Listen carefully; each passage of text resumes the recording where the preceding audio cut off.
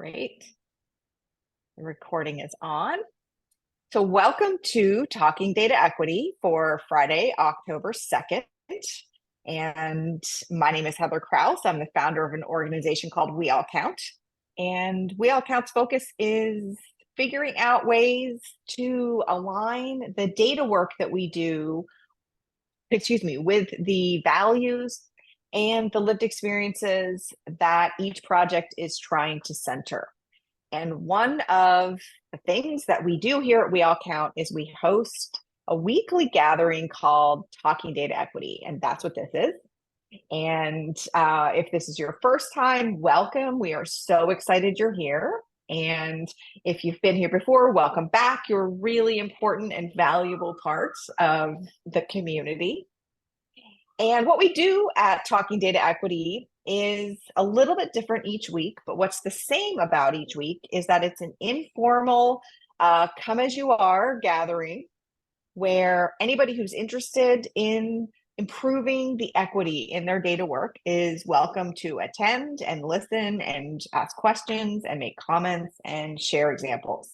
We do ask that you treat each other with respect and that you remember that this is a space where everybody is trying to learn and work together. So sometimes we have a topic or a technique that we focus on, and sometimes we have a special guest. And this is the special guest version of Talking Data Equity. And I'm very, very grateful to our special guest, Lauren Dixon today. Lauren was scheduled to be here a few weeks ago when I was sick, and they were extremely gracious in pushing it down the calendar a little bit and are here with us today. I'm a big fan of Lauren's work. I've read several of the pieces that they have put out into the world and reached out immediately and said, would you come and share your experience? And they agreed. And so we are all very excited. Lauren is from Richmond, Virginia, and is an emerging evaluator who joined last September's Data Equity Framework course. In their current entry-level role, they are exploring ways to influence change from the bottom up, which is such an important aspect of change, of authentic, real change. So without further ado, I'm going to turn it over to Lauren with one last housekeeping note for new folks. Yes, this is being recorded. Yes, we will share with you all kinds of resources and notes, and all of that gets shared on our Data Equity Community Forum, which I just put a link to in the chat. All right. Enough from me, much more from Lauren. Hi, Lauren. Thank you so much both for your graciousness in moving the dates and for being willing to share your extremely valuable time. Thank you for inviting me. I am so excited, a little nervous, but here we go. So I'm really happy to be joining Talking Data Equity. And while I am far from an expert when it comes to data equity, I also recognize no one is expecting us to be. And that's the awesome thing about this forum. So today I'm leaning into that realness, some imperfection, and that rocky, non-linear road to translating theory into practice. So I'll share a story of how I began embedding equity into my team setting. I'll dig in a little bit about the violence within data. And really the goal today is that each of you feel inspired and maybe even empowered to take some actions in your own line of work. So a little more about me. I am a research associate at Centerstone. I'm also a queer, born and raised in the Southern United States. I hold just a bachelor's in criminal justice and psychology, and I have about a decade of experience as a practitioner and a fun blend of things. Emergency medical care, some community corrections, health promotion, social work, and my absolute favorite, dog training. And my research and evaluation background is in positive youth development, community-based participatory research, and community health. That might seem like a mixed bag, but there's a common theme here of exploring questions such as, how do we make change sustainable? How are we supporting others through that change? And what makes a healthy community?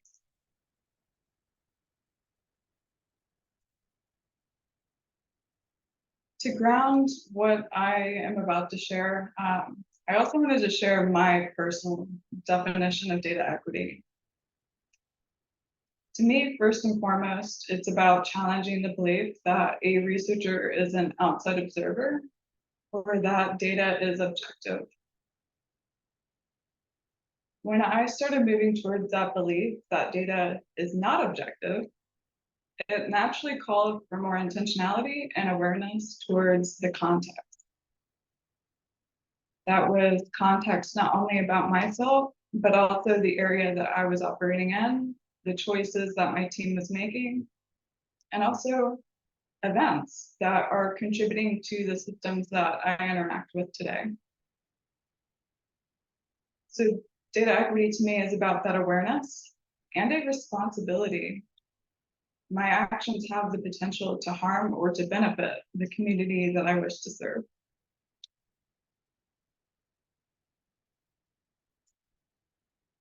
So how this all started. A year ago, I attended Heather's Foundations on Data Equity course. And with that dog training background, I operate from the belief that we all do the best that we can with what we know. And when we know better, we start to do better. I think that reframe is really important. It's about extending forgiveness and grace to ourselves and others. I genuinely want to anticipate the best intentions and my partners and who I interact with. So after this data equity course, I was compelled to begin embedding equity. And I thought that a great entry point was to remove our other box in reporting.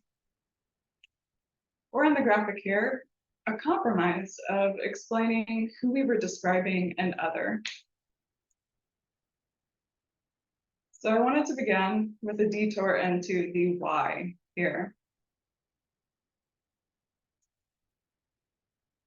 As Heather has mentioned multiple times, when we're collecting identity data, it's really important that we keep in mind that collecting more doesn't guarantee that we're more equitable or that we're creating better insights from our data.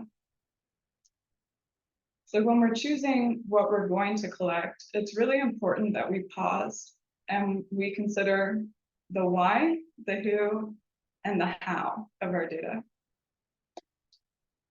So on my project and my context,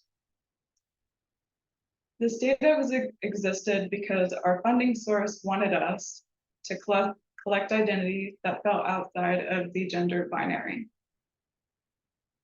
The person who made decisions, our partner, was the sole audience that we were engaging with when we were writing our reports. And they decided what would get included. And how we used this data was by collapsing individuals into an other box. We weren't using this data at that time to investigate differences in groups, and the statistics that we were reporting were simply descriptive. Anyone see any red flags? I would love to see any red flags you might see in the comments. One red flag that I noticed was the other box. It has far-reaching implications. That assumption of normal or not normal, or seen and unseen. When we ask individuals what they identify as, and then we put them into a category they didn't self-identify with, it harms trust. And that can lead to disengagement, and it doesn't produce great work.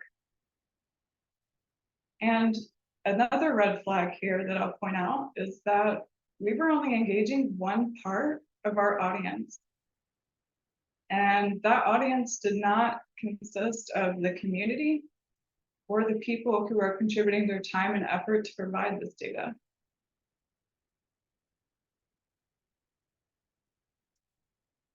Which brings me to forms of violence that can be perpetuated through the data. Data violence is defined as when processes cause harm or violence against the individuals, communities, or system that we intend to benefit. I really like this definition because it outlines an important reminder. Good intentions don't guarantee good impact. Data violence can be caused by many things, such as privileging the status quo, or that's just how we've always done it, or possibly politics or agendas, or racism, homophobia, transphobia, or xenophobia. There's also another form of violence that Anna Lauren Hoffman defines in terms of inclusion. Discursive violence is a form of violence that diffuses resistance, deepens dependency on oppressive structural conditions, and preserves the potential for other forms of violence. I think it's important to keep both of these in mind when we're interacting with the data, because when we're only interacting with data and not the people behind that, it can sometimes be easy to dismiss these concerns. But the implications have far-reaching consequences. Data influences where our resources flow, how we perceive the world, what we consider as truth, and so much more. So with all of that in mind, and when I realized the limitations of my category and the potential for data violence in the process, I examined my choices. And these are options from Heather's very helpful blog post. What choices do I have? Thank you, Heather. I won't go through each of these choices, but I really wanted to emphasize Heather's point that data workers have a really important position in our society. The decisions we make have equity repercussions for the people in our projects. And in extreme cases, these repercussions can be life and death. But each of us can do something at every step of the data process, even if it's not the radical transformation that we think it deserves. We each hold influence on the standards that we choose to adopt, who we center, where we place the onus to change, and who the system prioritizes. A final option here that Heather outlines that I did not include was that we can resign our position because we do have a choice in where we contribute our labor. However, in my case, I didn't want to consider that because it's really important to me to do the work in the hard places too. Any change is a meaningful one, and sometimes it just takes a little longer. So, how this went? Well, I didn't achieve the transformation that I was hoping for, but it did reveal some great conversations and a lot of lessons learned, such as our work isn't happening in a vacuum. Our current social and political dialogue is influencing everything that we do, all the way down to me at the entry level. So at the time of my campaign, I was very aware of the socio-political climate. And I actually felt a source of pride that our data collection tools reflected individuals like myself. But I felt shame when it came down to reporting because I understood that this other box erased diverse experiences and it reinforced a harmful cultural norm. there was a chilling effect going on with the dialogue, and my team felt powerless to make a choice. So the conversation quickly ended. That was a difficult setback, but it also built determination because we're not objective bystanders and we have an opportunity to make impact in every decision that we make. So I chose brown on this slide to reflect that first reaction of powerlessness. That fall, I withdrew, and I really wanted to begin exploring again this process of operationalization, or to put the concepts and the theories that I read about into practice.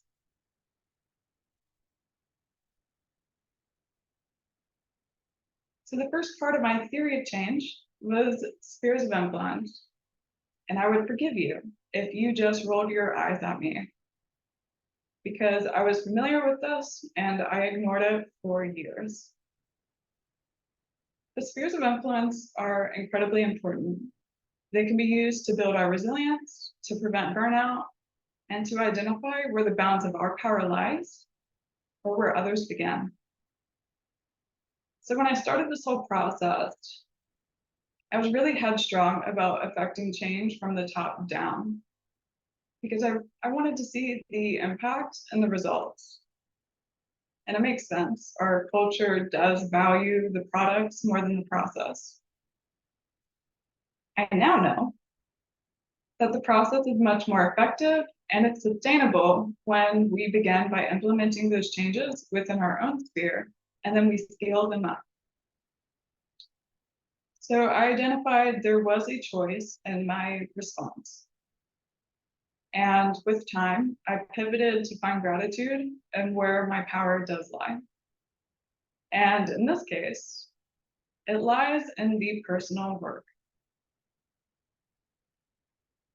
So if you are an overfunctioner, you're in great company. But I wanted to invite you to take a step back and ask yourself, how is your relationship with work right now? Do you have enough energy to take care of yourself and your relationships outside of work? How do you feel or react when there's a new challenge or a problem in your workflow? How many projects are you taking on? Just chew on that for a moment. I do want to just remind that my perspective is entry level, but I also find this to be an immensely powerful career stage. I have room to try things and fail, and I have control on how I spend my time and where my intention is going to flow. I also observe that our everyday actions are setting what will be expected of us in the future. And so every day we have an opportunity to reframe what our work culture will be. Therefore, I practice more intentionality to decide the work culture I perpetuate, my level of effort, or how many initiatives I will take on at one time. Stephanie Evergreen proposes that our limit is 5. Could you imagine? I also get to choose my areas of interest and what fields of knowledge or experience I want to draw from. And I have the time and capacity to influence how I will propose positive change. So when I notice that something is inequitable or inefficient, I can support my leaders by pointing out that issue and providing a good prepared solution. Spheres of influence are also a helpful reminder that we can create our own reality. And if we're ignoring these and overextending ourselves, it creates this continued cycle towards burnout. So I wanted to dig a little bit more into that knowledge base. I also got into composting that fall, So I was really thinking about the soils from which I grew. So I began to accumulate and compost knowledge from a variety of sources. To see other workplace cultures and ways of being, I sought mentors that could provide an outside perspective. So I found these others through professional communities and even counselors who could model the skills and approaches that I needed. I also committed to self-study. I studied the Equitable Evaluation Initiative, and I observed the immense power that we hold as evaluators and data workers.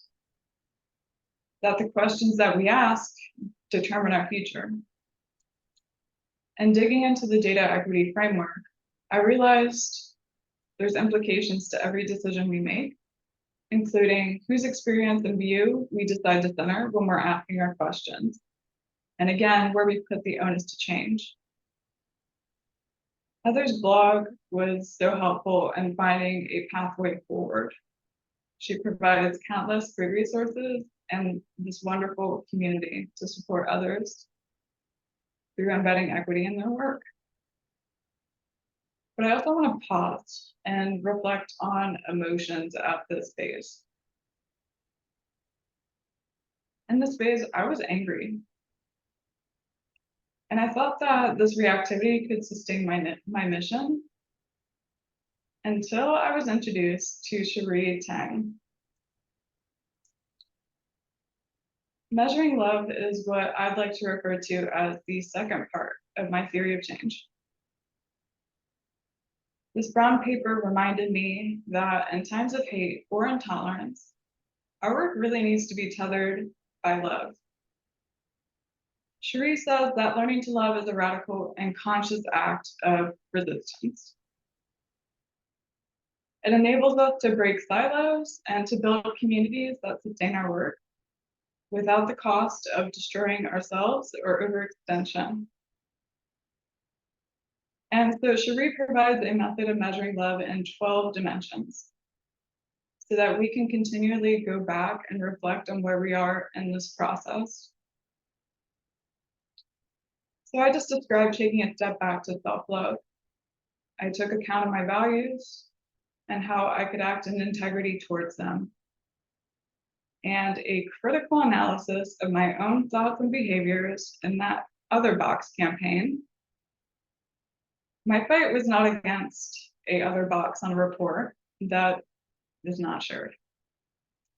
My fight was against the politicization and marginalization of a community. It was also a fight against embedded norms of my own. I have religious, authoritarian, ableist, and misogynistic beliefs to unlearn.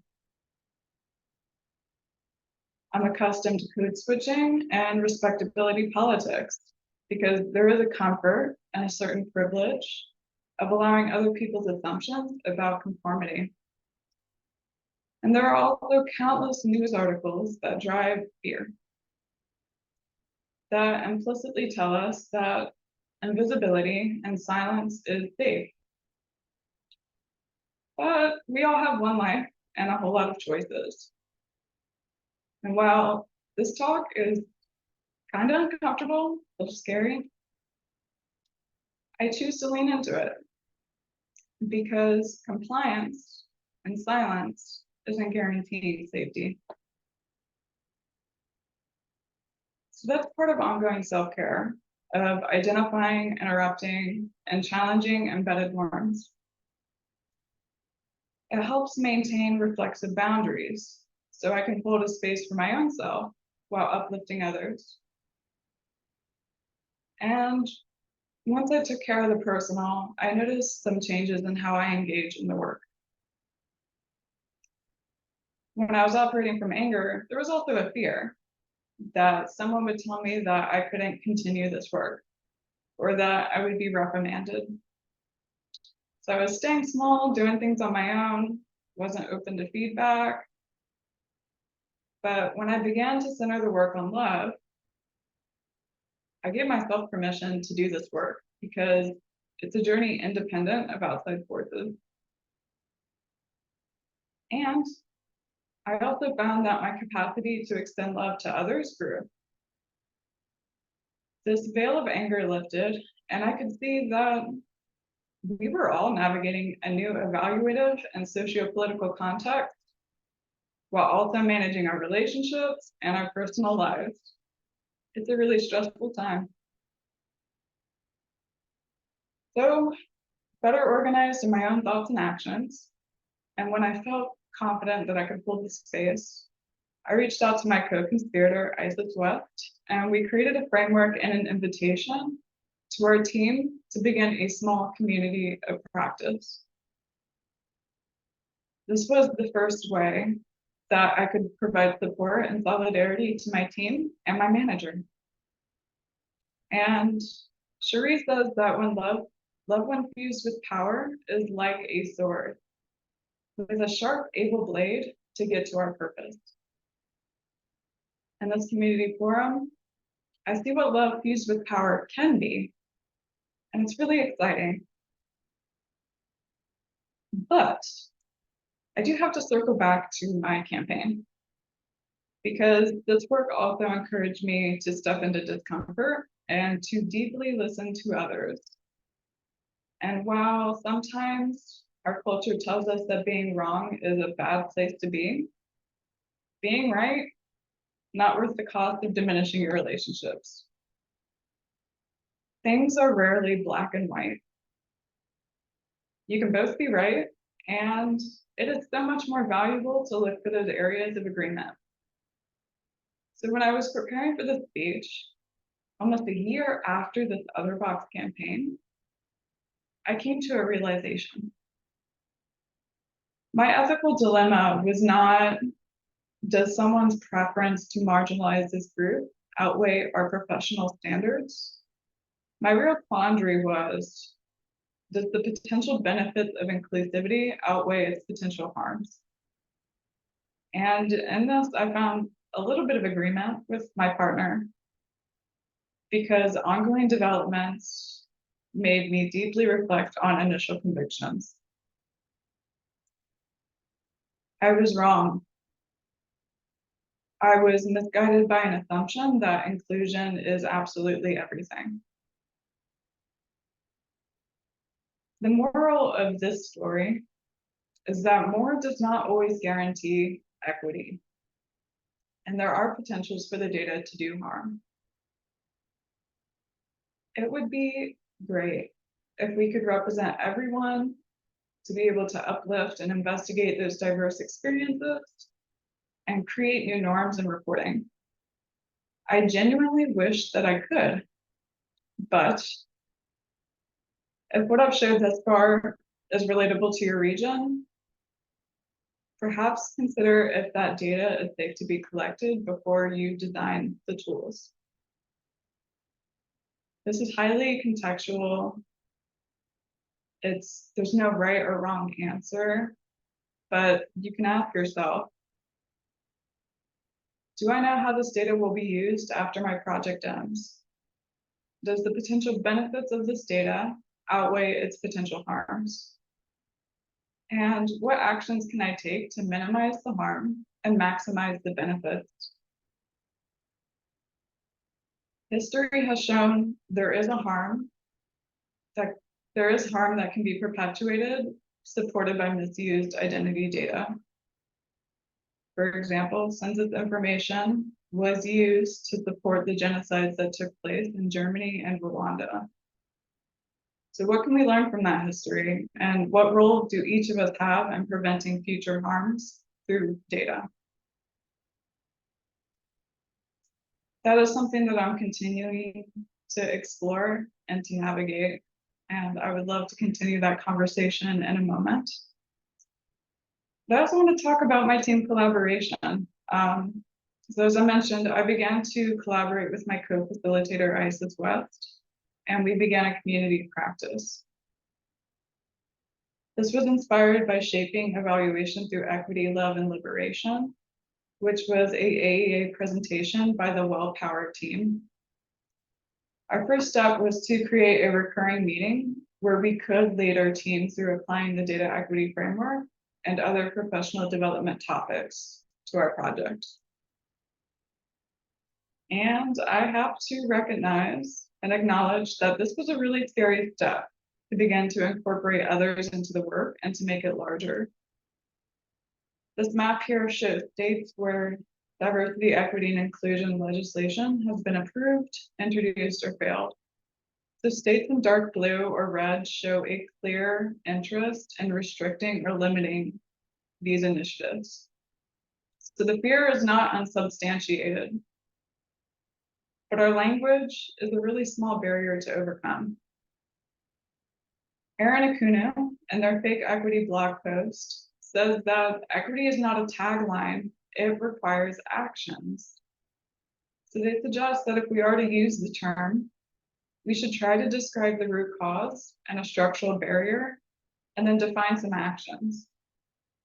And if we can't do this, they suggest trying to find a different word.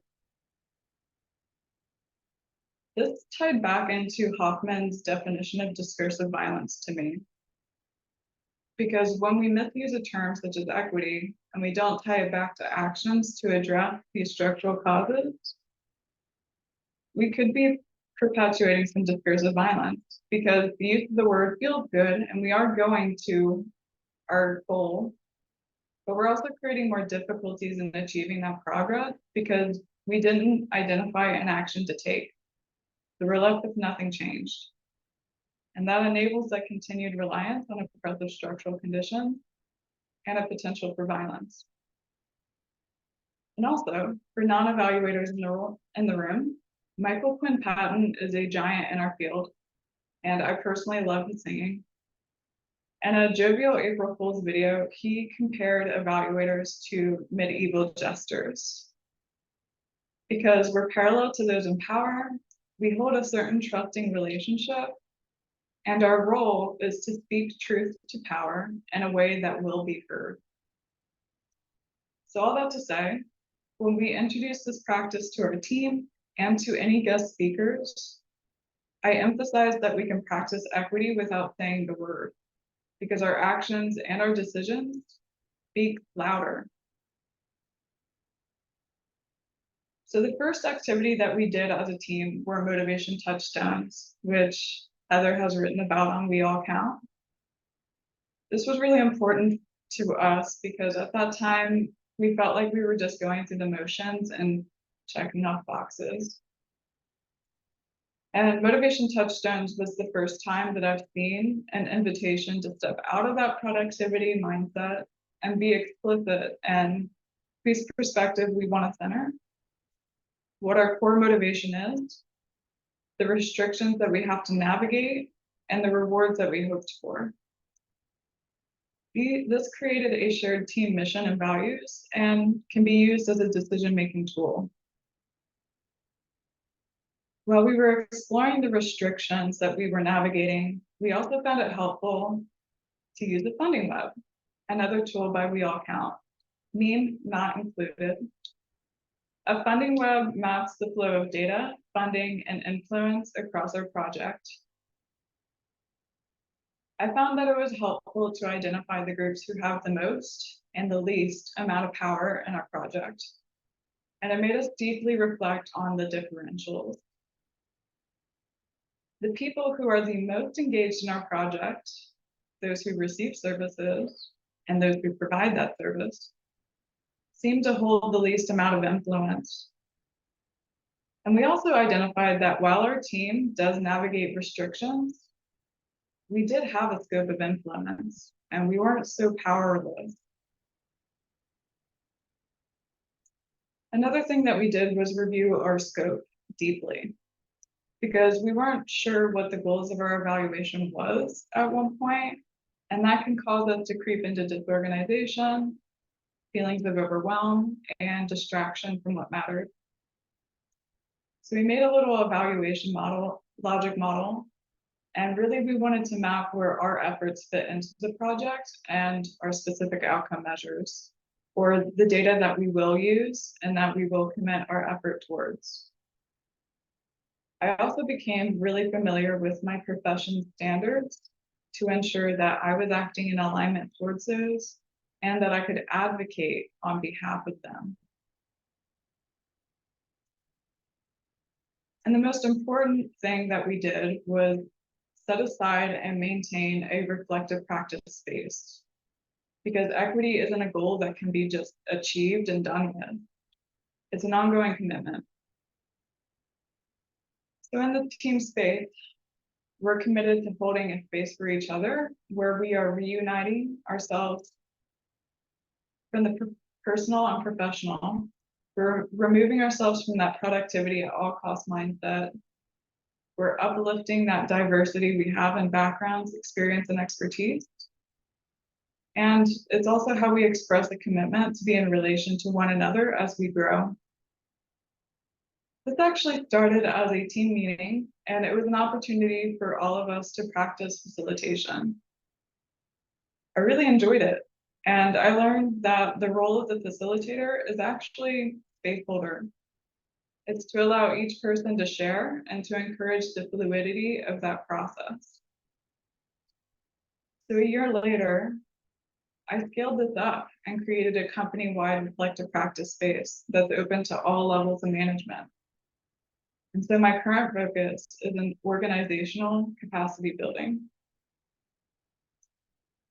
So to tie a bow on this, if you are looking for an equitable evaluation tool or data tool, you are that tool.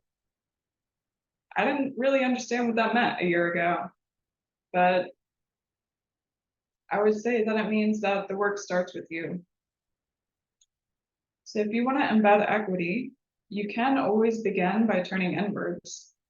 You can be more intentional in your ways of doing and being, the work culture you perpetuate. You can seek the discomfort of naming your assumptions, questioning the status quo, trying out new things. And you can also begin to reframe how you approach decision making. You can practice perspective shifting and identify new and better questions. If you're just starting out, know that there is no expectation of perfection, but a request for a commitment to a process of growth. There's also no expectation of expertise, but a request that you honor and you uplift marginalized voices and traditional ways of knowing. And please value the process more than the product. The process is something that's ongoing and you can't predict the outcome of it. And you also cannot do this all on your own. Relationships are vital, and you can invite others to be in this process with you. But also honor, we all move at different paces. This is a deeply personal journey, and if you're committed, it can continue for a lifetime. That is all I have. If it is helpful, I can just share the questions that I threw at you all to circle back to. So I'll leave this up for a moment, and then if anyone has questions or comments.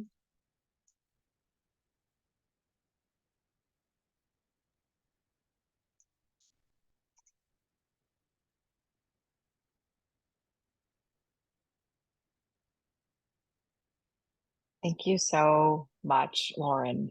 I think that you can probably see from the comments in the chat and from the various emojis that people are sharing how much this meant to people today, and what a good week it was to have a topic like this and a sharing that was so deep and thoughtful and authentic. I really, really appreciate it. I think it was absolutely meant to be that we had to shift your appearance around to today, because this was really, really important to hear today. And there are lots of questions, lots of people with their hands raised, and some questions in the chat. So this, if you're new, this is where we do a little bit of live Q&A or sharing. It doesn't have to be a question. And so if you're in the room and you want to unmute and ask a question, you can raise your hand using the Zoom hand raising thing. or you can put it in the chat, and we'll hopefully have folks unmute in the order that they raise their hand. I don't always get that perfect, but we do the best we can. So, Mish, hi. We're so happy to have you today.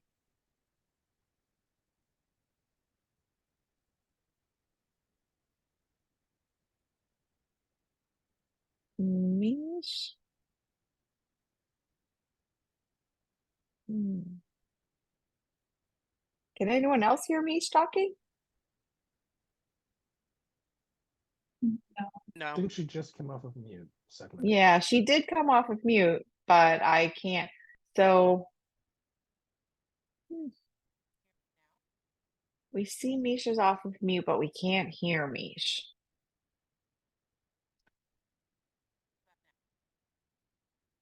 Oh, I think Misha's talking, but it sounds like you're very, very far away. Is there any way that you could get closer to a mic?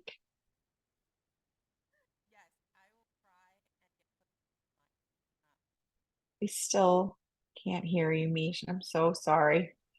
Let's pause for a minute and we'll go to Aisha. I'm definitely saying your name wrong. Go ahead It's and Asya. You were pretty close. Yeah, that's great. Thank you for helping me. No problem. And thank you, Lauren, for the presentation. It was so thoughtful. I love how you developed a theory of change for yourself. That has me thinking about how to do that too. But my question is about your reflective practice. I would just love to hear more about how you sort of structure those meetings internally and whether you facilitate all of them or bring in other people, and if it's specific topics or if there's like a set format. Thanks. Yeah, so my team reflective practice and my organizational one looks a little different. For the team one, I did a norm of rotating the facilitator every meeting. So each person got to bring their own topic. And one rule that we had was that we need to all be contributing to some type of activity so that it's not just someone talking at the group. And I pulled that from the art of hosting. For the organizational reflective practice, I realized that when we had a set agenda, it didn't leave a lot of room for people to come in with their own sharing. And I also recognized that I was really uncomfortable with not knowing what to expect. So the in-between was a flexible agenda and also improvisation. So I didn't come in with a clear idea of what we wanted to work on. I had like a backup icebreaker discussion, but really I left that open so that the people that joined could share what they needed support with. Another act of bravery. I think that's awesome. Dr. Becker, go ahead. Thank you. Thank you, Lauren, very much for this presentation and for your authenticity throughout the talk. My questions, I have a couple of questions. One is I work out of Colorado State, and part of my job is to work on initiatives to improve diversity, equity, and inclusion out of as a research analyst. And I work on assessment, employee climate surveys, and all those things. And one of the things that we are in the process of working on is trying to improve our measurement instruments, how we collect the data, especially around gender identity, sexual orientation. So I was wondering if you have, or if you know of, or if you have resources that we could use to help inform as we are revising the way we are asking those questions that you can point me to. And the second question is, if you know any resources that can help us capture intersectionality within the LGBTQI community. Yeah, I really would point you to Heather's We All Count Community Forum. That has amazing resources that I've really leaned into the past year. I'm far from an expert in LGBTQ data, but everything I've learned has been from We All Count.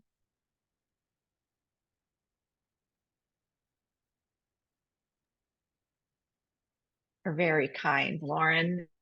One thing that I'll say is that next week's special guest is an expert in collecting intersectional LGBTQ plus data through a twist of very fate that I certainly am enjoying. Kevin Guyon is the author of the book Queer Data, which we discussed. It was actually brought up by this community a couple of weeks back, and I said I would try and get Kevin to come as a guest. Looked like it wasn't going to happen because they're in the UK, which is, means Friday night is very late for them. Twist of fate, looks like Kevin is going to be here next Friday, the 27th. So there are some great links in the chat as well, Dr. Becker, being shared. And if you can bring your question next week or watch the video, we should have some experts on board. Okay, I think Mish has their mic.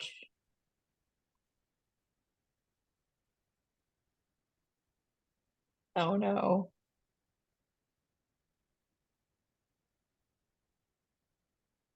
I know you're unmuted, but I can't hear you. I don't think anyone else can either. Can you hear me now? Yeah. Yes? Yes? Yes. Okay, perfect. I'm so sorry, how embarrassing. First, I wanted to thank you, Lauren. To step into, I think, what you talked about today, into the learning process and to, as deeply as you did, combined with the disappointment that you felt, and to move forward with such intentionality, I think is harder than people realize. I wanted to touch on a couple of things that in the presentation, especially when we talk about data and how data that we pull in, how we can transform it and how it might inadvertently cause harm. So Sherry Tang's program uses a quote that is a theory created by Audre Lorde, specifically for Black women in self-care. And I understand that it's become quite popular, but it was actually Angela Davis who transformed it into resistance. And so I would say those are two data points, and they are very valuable. And but when we segregate them, or when we segregate the quote from the originator, Audre Lorde was a queer Black woman. It has amazing works, by the way. But when we segregate that theory, that construct from the originator and its intentional purpose, we are in essence transforming a piece of data. And you didn't do that, Sherry Tang did, but we see that often, which leads me to how we use the language. Equity in and of itself is just, are we equitably distributing goods, resources, space, or anything like that? And so it was a little bit, often in the work, there's an implied nuance that equity is synonymous with not being racist, right? But they're actually two distinct things. And so I think it was a little bit tricky for me. And I think in the efforts, there's a danger in conflating equity, even in conflating equity with diversity, equity, and inclusion, because DEI is not necessarily always in alignment with the reduction of racism, if that makes sense. And so I bring that up because I really like what histories are important to uncover and learn from, to think about who's in the room when these conversations are being had, and is it actually okay to have those conversations? And I only touch on that because we're seeing in the United States, not by suicide, well, some of them are by suicide, but in the science world, science, engineering, math, Black women dying. Many of them are dying from heart attacks, just from the stress. Illnesses, but many from heart attacks, but many also from suicide. So I just kind of wanted to elevate, because that was what you were talking about, and this inadvertently, probably unexpectedly, and not on your shoulders, happens often, where we again separate the history of something from how we learn it, and then thinking about those roles. And so I bring that up because I feel like you are are excellent soil for that, to coin your term that you brought up. Because if no one says something to you, and you bring it somewhere and someone has feelings about it, which they might, and you don't know, right? Because the work you're doing, I think, is beautiful work. And so I just wanted to put out there, um, a, a want to see a little bit more of a consciousness about how we use words, what we mean, and defining what we mean by a word. And if we're talking about anti-racism, then we use anti-racism. If we're talking about disparity, then we use disparity. I think one of the things I appreciate, like you said, about Heather's site is there's definitions for the words that they use.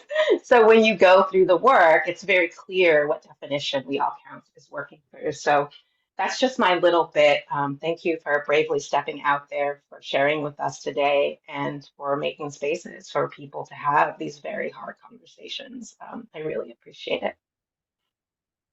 Thank you for uncovering that really important history that I need to go back and learn more about.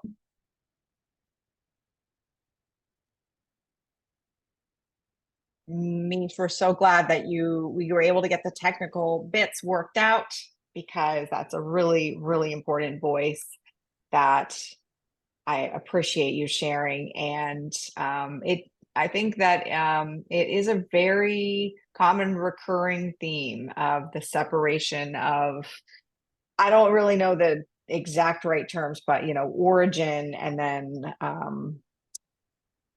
subsequent uses. So I'm also going to read more about what you brought up. That's very helpful, and maybe see if we can actually bring some of that to a future session. So I think that would be of interest to a lot of practitioners. Okay, I think we have time for one more. Alex, you've been having your hand up. Hi, thank you, Lauren, for your talk. I appreciate your energy, your insight that came into this space. Heather, also for facilitating, moderating this. I appreciate both of that.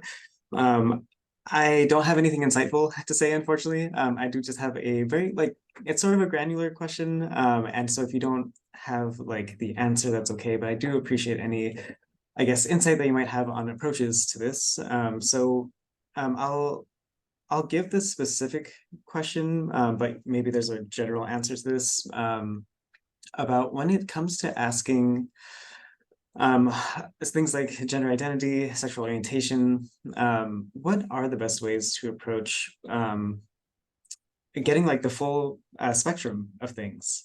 There's quite a bit out there to try to capture, and I would love to be able to center each individual's identity. And then I also want to respect the audiences, and how can we package that in a way that's digestible, I guess. So I think we often land on putting people into an other category. And going back to the beginning of your talk, I think we shouldn't be doing something like that, right? So I guess what are some other ways to approach that kind of conundrum? I'd say the base level that I feel really appreciative whenever I see is simply rebranding other as I prefer to self-identify or self-identified.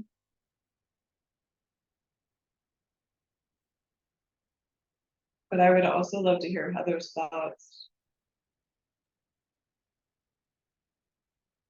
A really, really important question. And my thoughts go back to a couple of the slides that Lauren shared earlier in their presentation, which is that the guidance to get to a useful answer for the project or projects that you're working on involve why are you collecting the data?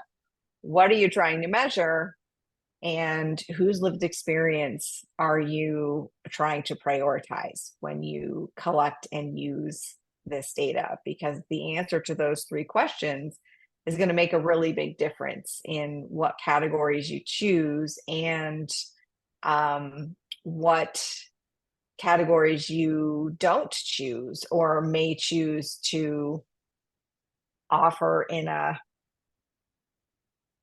I'm not really sure if we even have a name for this sort of bucket because I sometimes say, in a catch-all bucket, but to be really honest, all of the other categories are also catch-all buckets. They're just catch-all buckets that we're usually more comfortable with or have seen before. So in a bucket that isn't exactly what the previous buckets are.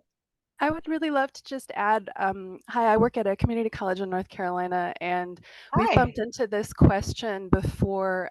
We work with a lot of international students, and when we are collecting data for the CVIS system, we have to align with the government specified categories. And so the gender options that they give right now are just male, female, and other. And so they have an other, but it's obviously the dreaded O word. So because that is what is going to show up on the application, we can't just remove it. So what we've really tried to do instead is just include some explanation. So on our form, we can include some more language around gender not listed here, but also to just include other is the government term that will appear on the application. So we still provide that context for why it's still using that word. It's a great example, being crystal clear about, and that is being crystal clear about why you're collecting that data. That data is actually not collecting social identity information about a person. That question is collecting information about where a person wants to be categorized in an administrative data schema, which is a really important, different question, which, okay. We have to wrap it up there. I know we can definitely talk about this for hours and hours more, and we're going to wrap it up there so that you can all do your next activity.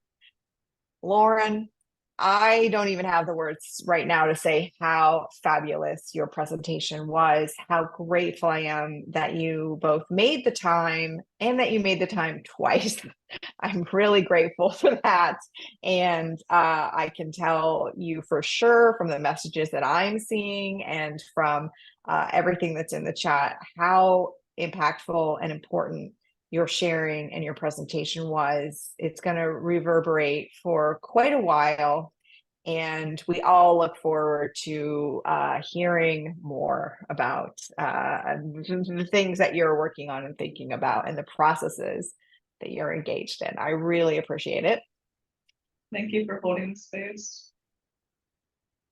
You are welcome. And for everyone else, thank you for coming. We would be much sadder if it was just Lauren and me. We didn't have a community that was here. So thank you for coming. Great comments, great questions. Like I mentioned, we do have a slight change in plan next week. We have the author of Queer Data as our special guest. That's next Friday. Same time, same Zoom link. So we'll see you then. And be really, really good to yourself and each other between now and then. All right. Bye, everybody.